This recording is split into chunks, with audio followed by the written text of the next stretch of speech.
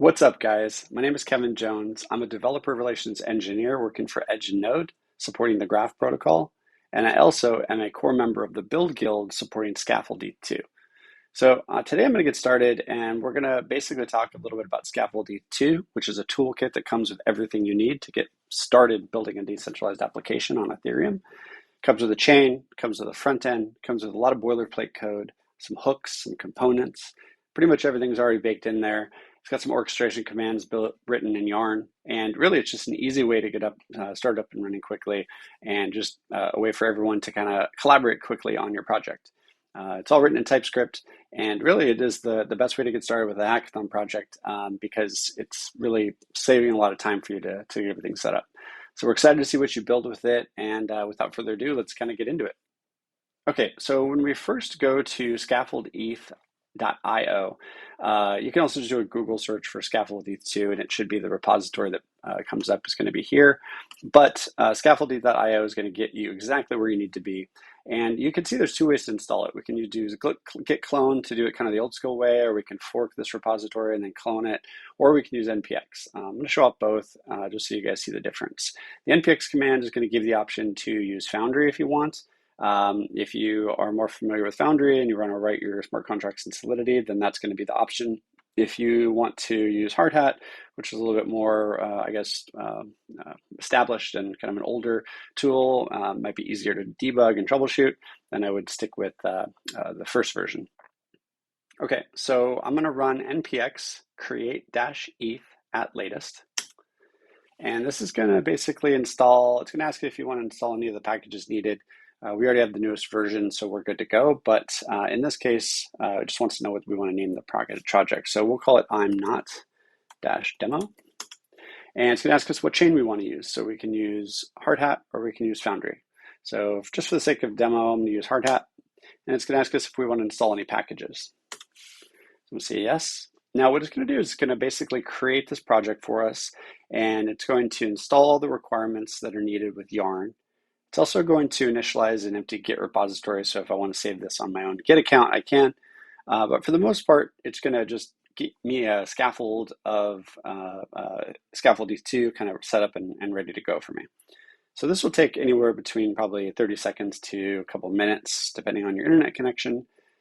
And really depending on, how fast your computer is. So, okay, there we go. So we're all set up. So the project's been scaffolded, we're ready to go. So now all we need to do is go into this imnot demo, and we can do a Yarn chain. So I'm using tmux, so we're going to spin up the chain on this first window, and then I'm going to spin up another window basically on the side here, and I'm going to go into the same directory, and I'm going to also start up Yarn start by starting up the front end. So the first window we have here is Yarn chain, which spins up the Hardhat instance. Second one here on the right is going to spin up React with NextJS and pretty much all the stuff we need for our front end. And then here we'll go into this next window and we will do our deploy. So we can do a Yarn deploy like this. Now what this is going to do is it's going to take a copy of the smart contract that comes with Scaffold-ETH 2. It's going to deploy it to Hardhat. We can see that it deployed successfully. And then we can also see some UI configuration. Looks like everything's up and running, and it was able to successfully recompile the front end.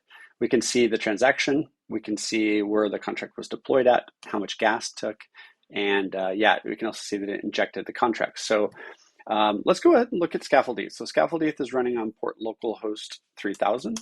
So we'll go ahead and go there. And we'll see here that automatically detected we're on the wrong network. So let's go ahead and switch to Hardhat. And it also realized that I had my MetaMask account already hooked up. So let's go ahead and actually disconnect from MetaMask. I want to show, actually, when you first set it up for the very first time, you'll actually get this burner wallet functionality, which is right here on the second option. And the cool thing about the burner wallet is it's an in-browser wallet. So it's actually a wallet that's stored inside of the session here. It's at the browser. So if I say File, New Incognito window, and go to the same page, I'll also get a new identity, a new burner wallet. This is really useful if you want to be able to troubleshoot or kind of test your assumptions between different identities. And we'll kind of get into that into a little bit what that looks like. But we can see that Scaffold-ETH is up and running. And we can also see that we have this debug contracts folder. So we can come here and see, all right, well, what's in this contract? Well, we have a reader function that has like a counter. We have the contract address. We have the writer functions. So we have one called set greeting, which allows us to change a greeting. I assume it's this here, right? And we can also send some value there, which means it's, it's basically accepts some value. And then also we have a withdraw function that we can withdraw from the contract. And then we have the owner of the contract as well defined. And then we have a premium, which is like a Boolean. And we also have a counter, which is also an unsigned integer. So we could change the greeting if we want to I'm not, like this, and hit send. It's going to tell us, okay, well, we don't actually have enough funds to pay for this transaction. So if we come to the top, we can actually get some funds in our burner wallet just by clicking this here. And we were able to successfully do that. And now we can change the greeting. So now it changed successfully here in our front end.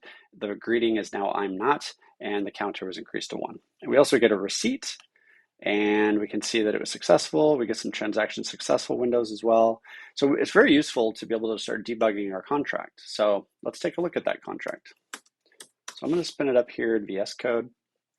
And we're going to look at the overall packages folder. So the packages, again, I mentioned before, it is a mono repo. It's a Yarn package. It's got 2 different packages. It's got Hardhat, it's got NextJS.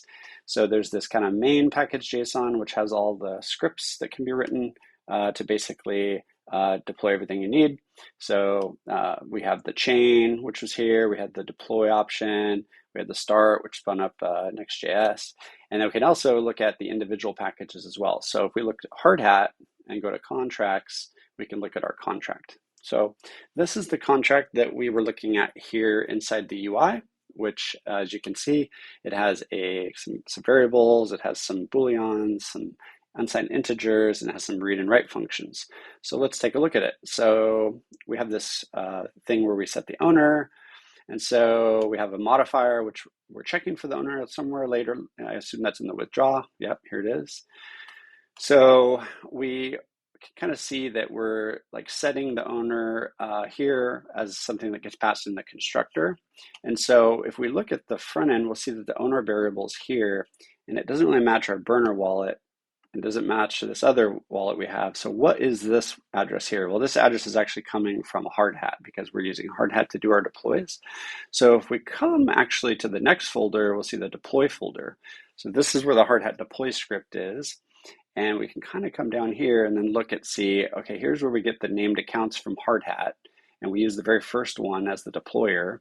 And then here's where we actually do the deploy and set those arguments. So in this case, we're getting that deployer address from Hardhat. We're using the very first one, and then we're passing that along in the arguments to the constructor. So if we look at the constructor, then we can see we're setting that owner.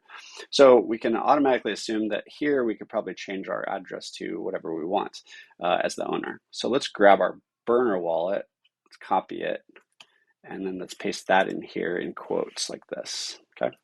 And then we'll come over here, we'll do another deploy. Now, if you ever want to force a deploy of a contract, you can do a yarn deploy -- reset, and that will force a new contract every single time. So you can do this as much as you want, and you'll constantly start getting new contracts. Otherwise, it will just kind of check to see if anything's changed in the compilation, and will only update it if something's changed. But either way, now we can see we have this owner variable and it matches our burner wallet. So that's cool because what we can do is we can come over here to our other little kind of incognito identity, this little purple blocky dude. We can go to debug contracts and we can get some funds from the faucet, and we can say like foo, like this, and we can send some value this time. So let's send, I don't know, let's say we want to send 0.25 ETH, right? You think you could just hit send, it's going to give us an error because we actually need to send a transaction in way. Now, what you'll know here is that we have this cool little button here that we can actually do the math using this button. So this will figure out, okay, if I want to do 0.25 ETH, the calculation for that in way is to multiply it by 10 to the 18th power. So this little button will do that for me, and then I can hit send. And then we can see up here that our contract now has some value. Okay, so it has a balance of 0.25 ETH, and we have an owner, which does not match this. So I should get an error here if I try to withdraw using this function, which I do. It's telling me, nope, I'm not the owner. That's not going to work. But if I come over here, which I am the owner, I can withdraw those funds into my wallet. And so now I'll see my balance get updated to 1.2498 ETH. So that's kind of a cool way for you to start kind of like troubleshooting the deployment. Just know that you can go into this deploy script and you can kind of check to see how it's being deployed. Let's say you wanted to completely remove the ownership, you could do that too. You could just kind of remove this from the constructor, and then you could just kind of like comment out the arguments if needed like this. But that's a good first start. I guess the next thing we could do is actually creating like a new function. So we could do something like, let's say we want to create a new event. So we'll go event. We will call it send message. We will have it report an address on the event that's from. We will also have another address that is who that message is going to. And we also can pass a string across called message like this. And then that'll be our event. And then we can make a new function right below it that does send message. So if we want to actually send a message on the blockchain, we'll do address, who's it going to, what is the actual message. We'll pass it along in what's called call data, which is basically like, in a raw format, call data format.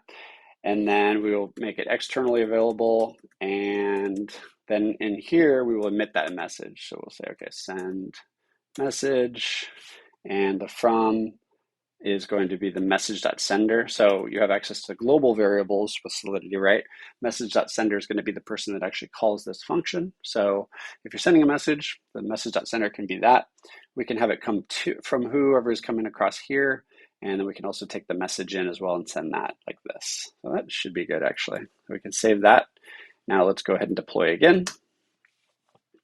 And we should be able to successfully deploy.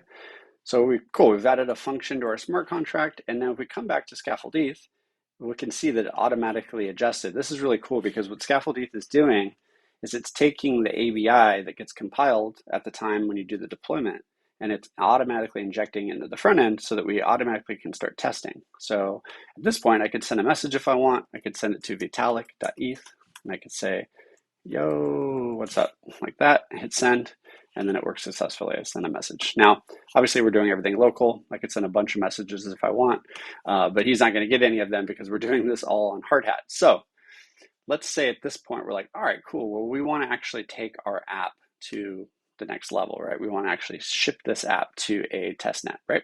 How do we do that? Well, first of all, we can come over here and we can do a yarn run generate. So what that's going to do is it's going to generate a deployer key for us, and it's going to store it in an env file inside of the packages Hardhat folder, and it's going to give us a public key. So I can take that public key and I can send some ETH there. So let me do that from MetaMask. So let's go to Sepolia and let's send some ETH to here, and we'll do 0.02 ETH next and confirm. So we just sent some ETH from our MetaMask wallet into our deployer account, which is here.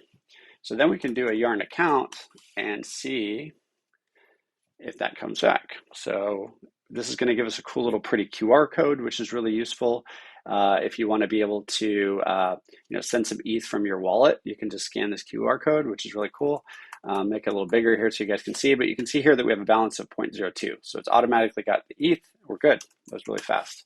So now we can do a yarn deploy. And sorry, let me make it like this, yarn deploy. And instead of doing a reset, we can do a -- network flag and say Sepolia, because we have some Sepolia ETH on this account now. So we can do that. So now we're basically taking our contract and deploying it to Sepolia, which is pretty cool, just by that little network flag, which is basically what you can do with Hardhat. And we're going to deploy that out. We'll give that just a second here. Okay, so then it worked. So now what we can do is go back to our code, our front end, and we need to then look at the front end. So we've been doing everything with Hardhat. We've kind of explored the contract. We've explored the deploy script, but now we actually want to make some changes inside the app. So let's go to Pages. Let's go to the app TSX file. And we can see like kind of this is the main application. We could also look at the index.tsx file, which is kind of like the main page. We'll get to this in a little bit. But what I want to show is this on the very bottom, there's a scaffold.config.typescript.ts.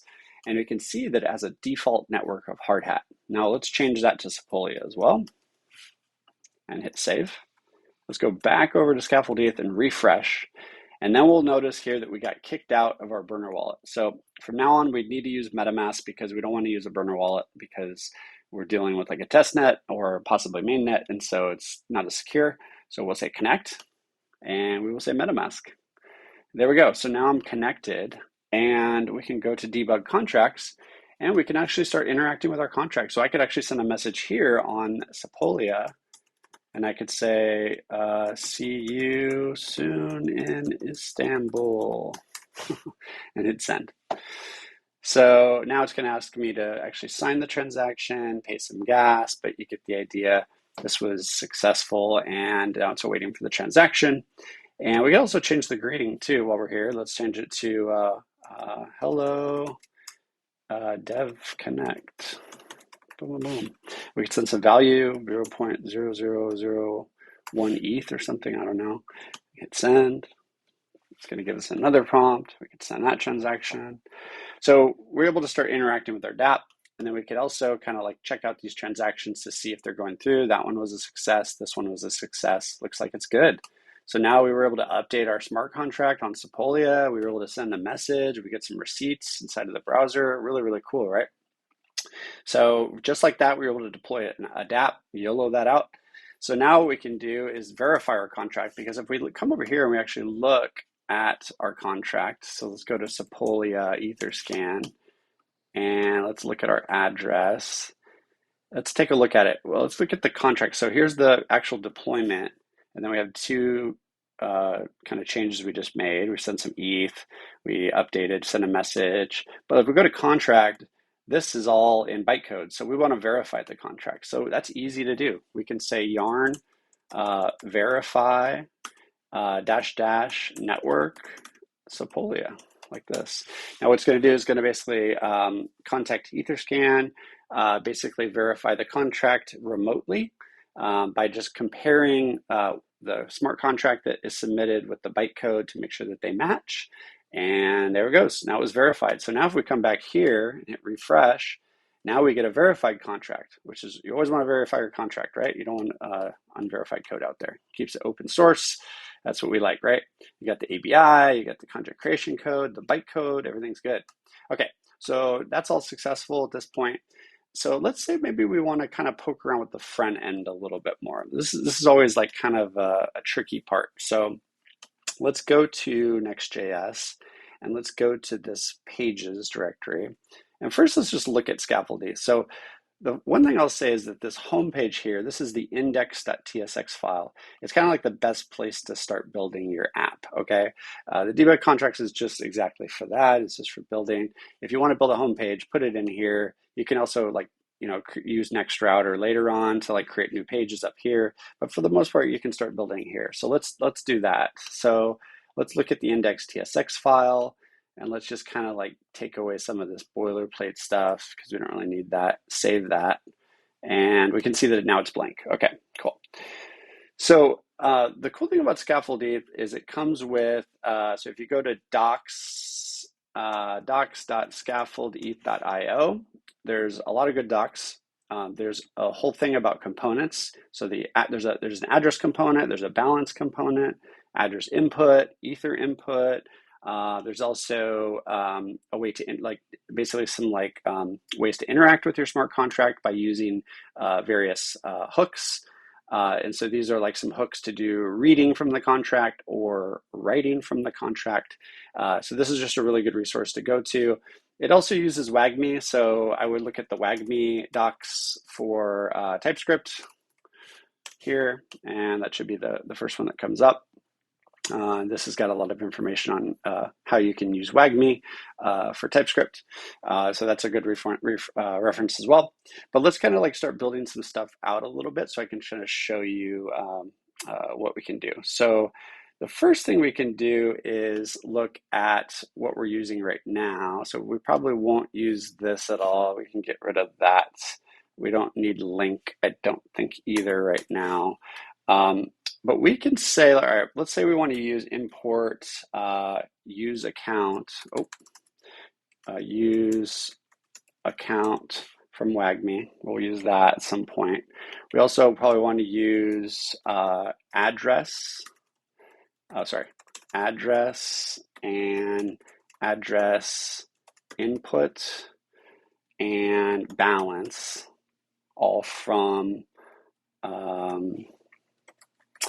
what is it? It's components / scaffold, I think. Let's see if that works. There we go. Okay.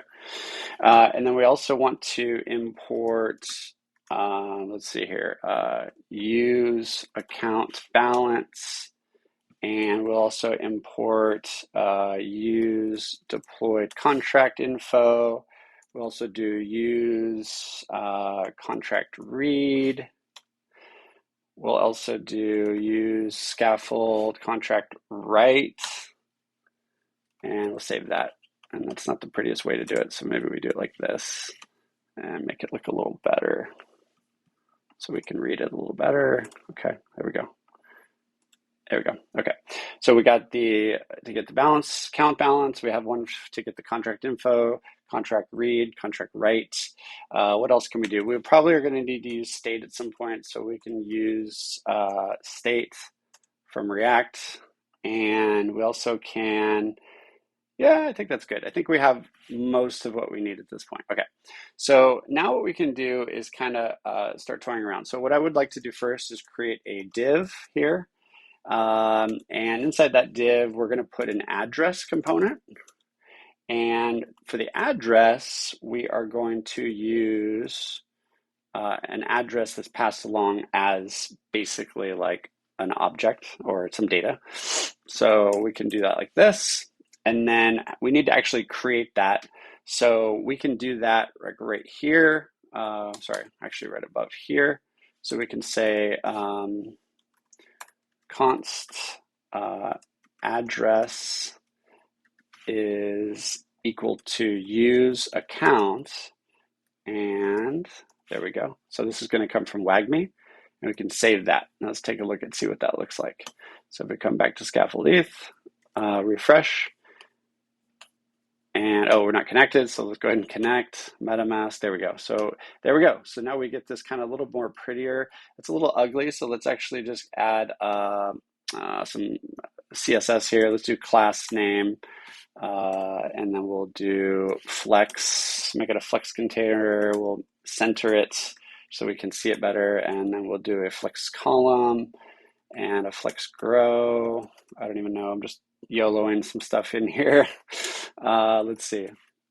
Okay, it's a little better, not perfect, but that's okay, you get the idea. So we've got this little cool, pretty address component that's coming from what we've connected here.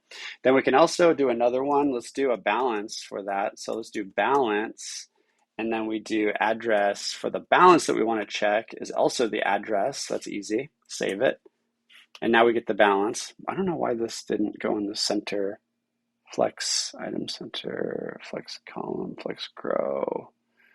Not sure. Oh, maybe we just need to wrap this in a div as well. Let's try that. Let's do it like this and see if that div. Okay, save. Okay, that's still not centered, but that's okay. Or maybe we put the class name. Yeah, I don't know. Anyways, either way, we'll keep going. That's fine.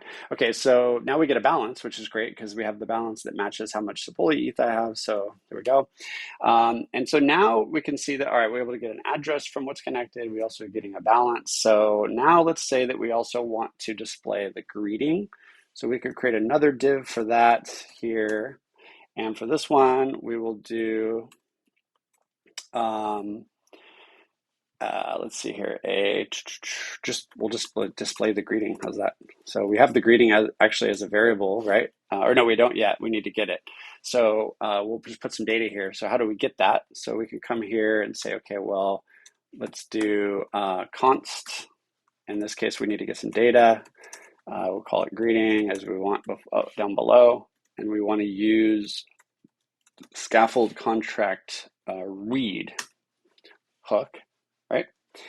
And then we want to pass in an object for that. So we need to pass in the contract name. So in this case, it's called your contract. And then we also need to pass in the function name.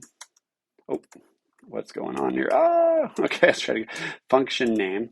And for this one, it's called the greeting, like that. Now let's hit save. Boom, there it goes. So it worked. So here we have the greeting is hello dev connect. We go to home, and then there it is. We're displaying it in that kind of like raw object, but it's cool. We're able to use the this one here, the read hook, to be able to get that data. So now let's go. We're on a roll here. So we'll also let's make something for the contract as well. So let's put another div here, and this one we'll do address of the address of the smart contract. So we want to get the address from the smart contracts deployed account. So in order to do that, we're going to need to use another hook. So we're going to do your contract address that's going to be passed across in this object. And we'll show that in a second. And we also want to get the balance while we're here. Let's go ahead and do that. Address. And for this one, same thing. We're going to do your contract dot address, or yeah, so we also need to pass in the address for that one as well, and like that. Sorry. Okay, so now we need to get this from a hook, right? So we can come here, let's close this one off. For this one, we need to do, just kind of split this up a little bit so it looks pretty. So here we need to do a const, and for this one, we also need data coming back. And we want to get your contract, right? That's what we named down below. And for this one, we need to use deployed contract info, and we just need to pass in the name of the contract. So it's called your contract. So save. Let's make that look a little better. Save. Okay. No errors. Cool. There we go. So we might want to put like I don't know, maybe another div here or something.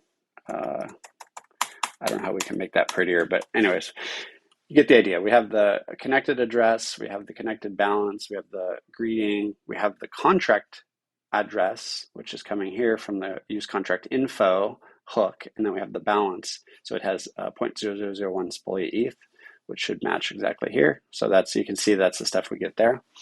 And then now we can do something a little more interesting. So now we can maybe like start interacting with the smart contract. So let's just, for the sake of making it a little more split up, let's add another div here. Let's put all this class name stuff in this one as well. And then this one, let's put this in a div. Okay, so for this next one, we actually want to do like set a greeting. So we can do, first thing we'll need is an input. So we can say input, we can say the value should be the new greeting, right? And then we can put a placeholder there if we want. So placeholder can be like hello. And then we can say class name equal input.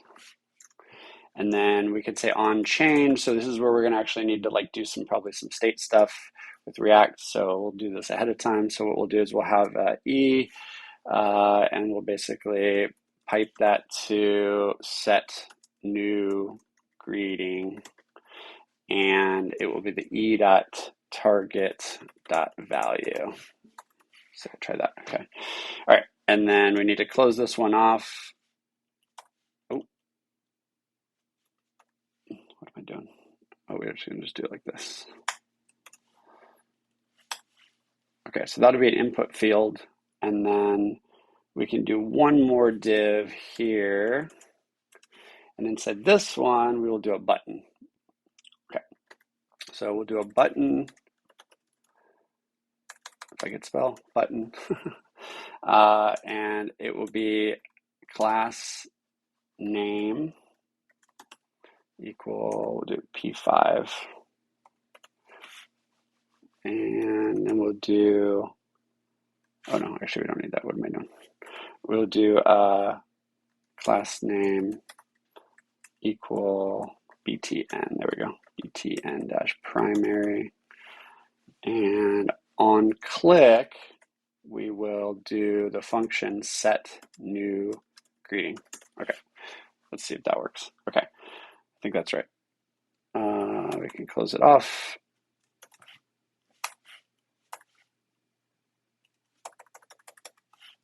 I think that should be right.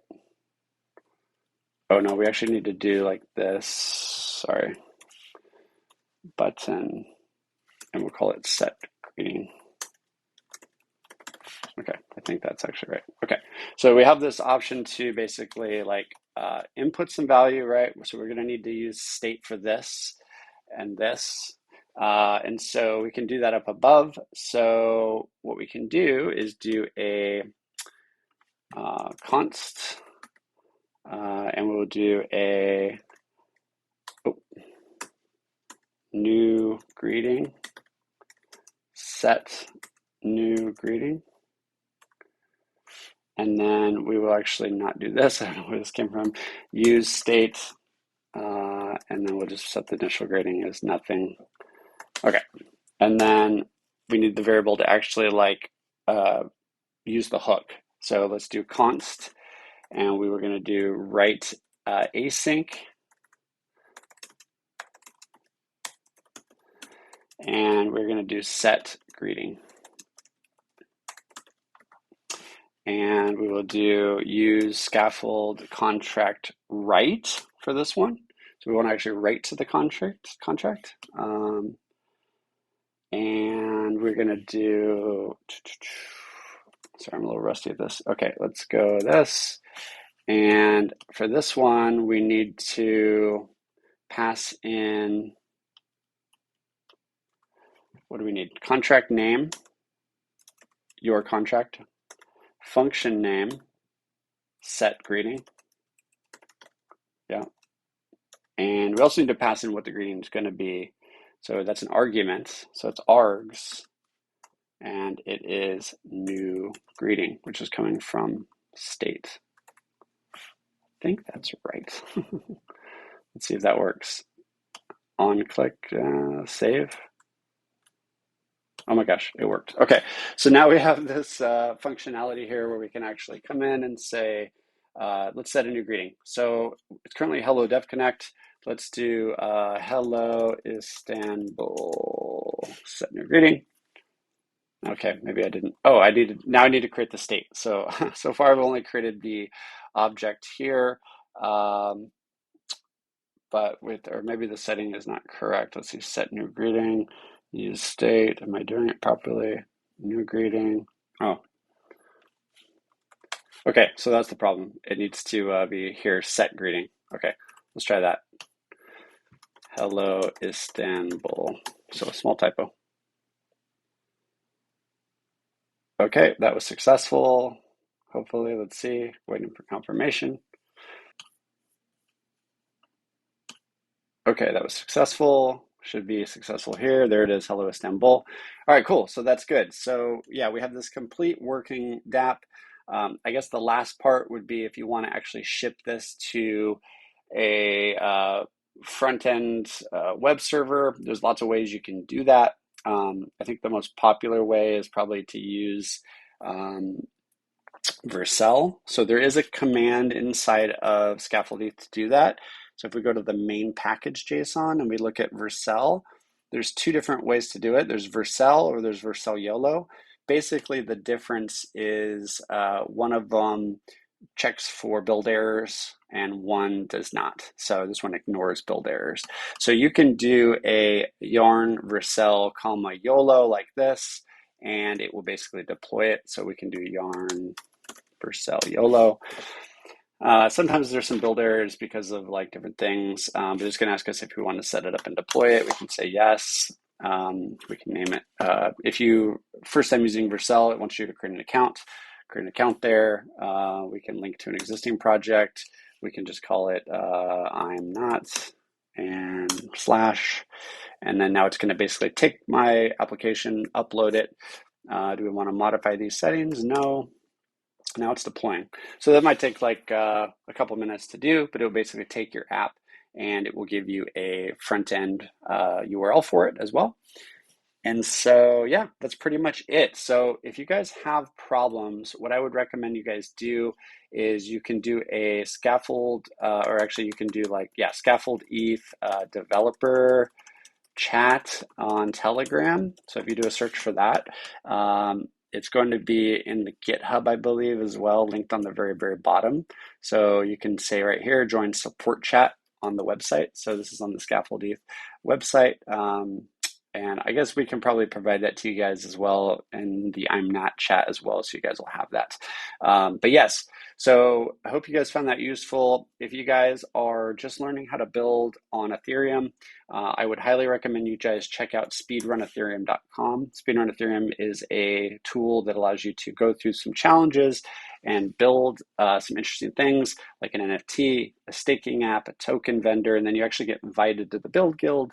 And then from there, you can do the dice game. You can even build a DEX, a state channel application, a multi-sig wallet, and then you can do like a more advanced SVG NFT as well with some other builders. And there's just really cool stuff that you can do, and it's a cool community to be a part of. So we're excited to see what you guys build. And yes, if you guys have any questions, at all, just let us know in the chat. You can also join the Telegram chat that I mentioned, and we're happy to help you guys. So good luck, and I'll talk to you guys later.